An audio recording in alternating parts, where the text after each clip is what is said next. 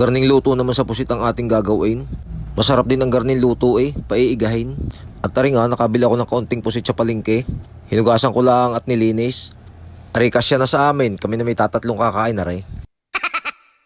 Ay pasensya na sa kapitbahay, hindi mabibigyan, kakaunti.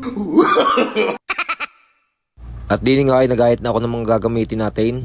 Nagpisa ako ng bawang at ginayat ko ng maliliit. Ang sunod naman ay sibuyas at saka rin luya. Pagkatapos kong magayat ay tatabi muna natin. At ating titimplahan naman ng pusit. Ari lalagyan na rin natin ng pampalasa. Magic sarap ang inilagay natin dyan at lalagyan din natin ng kaunting paminta. At ang sunod nating ilalagay ay ang bawang. Yung bawang na ginayat ko ng maliliit. At magpipiga rin tayo ng kalamansi. 4 na kalamansi ang ating ipiniga dyan. At ang sunod nating ilalagay ay ang toyo. Pasisiritan lang natin ng kaunti at baka mapaalat, magdadagdag na lang tayo mamaya pag kulang. Hahalo-haluin lang natin para mamix yung mga inilagay natin. At yan, nung matapos na. Arit, nakakalimutan pang lagyan ng suka. Pasisiritan lang natin ng kaunti. Pagkatapos niyan, ay di naman tayo magigisa na. Magpapainit lang tayo ng mantika at ilalagay na natin yung bawang. Ating hahalu-haluin lang yan at ating isusunod na yan sibuyas at saka yan luya. Gigisa-gisahin lang natin hanggang sa umabot na sa kapitbahay ang bango. At pag aray gisang-gisa na ay pwede na nating ilagay yung pusit. Hahalu-haluin lang natin para masangkot siya ng ayos doon sa bawang, sibuyas at saka luya na nilagay natin. Sa bandang aray maglalagay tayo ng asukal. Sa tansya ko yung mga 1 kutsara yan. Hahalu-haluin lang natin at bago natin takpan. At makalipas ang ilang minuto at kumulo na ibuksan natin. Atin munang titimusan kung sakto ang lasa. Sa tikim ko nga ay nakukulangan pa ako sa alat. Kaya magdadagdag tayo ng kaunting toyo dyan.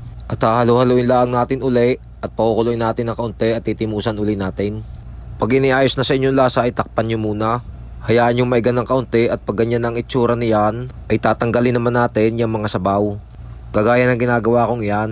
At pag yan ay natanggal ng lahat natin ng sabaw ay sasangkotsahin uli natin.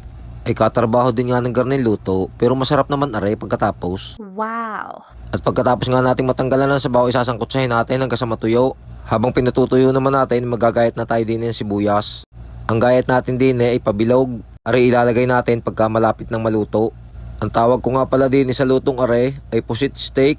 At aray medyo paigan ang ating pusit. Sasangkotsahin lang natin ng kaunti at ilalagay na natin yung sabaw. Aray yung sabaw na kinuha natin kanina. Ilalagay uli natin sa pusit at ating paiigahin. Sasangkotsahin lang natin hanggang sa maiga. At diyan nga ay magpipiga pa ako ng 3 kalamansi. Depende sa dami ng niluluto. Kung ang lulutuin nyo yung madami ay di mas madaming kalamansi ang inyong ipiga. At isa pa ay depende sa inyong panlasa. Basta lagi nyong titikma kung anong lasa baka mamay mapasobra naman.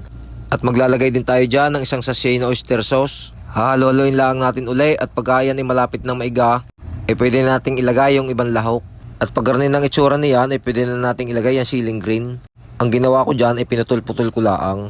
Hahalo-haloin lang natin ng ayos at yan malapit na maiga. Sa bandang aray ilalagay na natin ang sibuyas nating ginayat, yung ginayat natin ng pabilog. At ari nga, luto ng ating pusit steak. Sa mga gusto pong magluto ng garnil luto, ay pwede nyo po aring gayahin. Ay siya, paano? Hanggang dito na lamang po muna rin bidyong aray. Sana po may natutunan kayo sa bidyong ito. At maraming salamat po sa inyong panunood. God bless po sa atin lahat.